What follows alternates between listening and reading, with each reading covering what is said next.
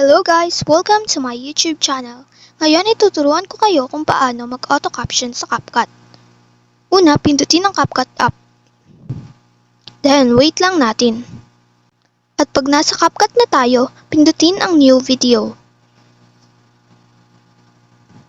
Then, iselect natin ang video na gagamitan natin ng auto caption.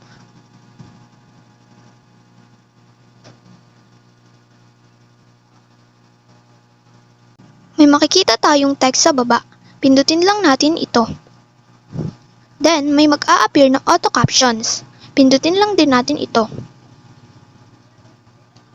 Pwede nating baguhin ang nakalagay na language. Depende sa ginagamit na language sa video. Ito lang ang pipindutin.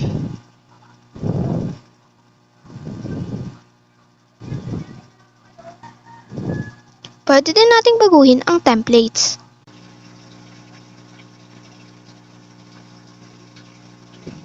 Then, pindutin lang natin yung generate kapag tapos na tayo. Then, wait lang natin habang nagpa-process. Then, pag tapos na, lalabas to. I-click lang natin yung check button.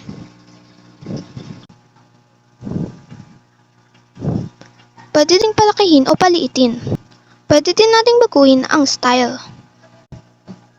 Pagkatapos, pwede na natin itong i-export. Then, wait lang natin. Ayun lang guys, ganun lang naman kadali mag-auto caption sa CapCut. Thanks for watching. Subscribe me for more videos like this.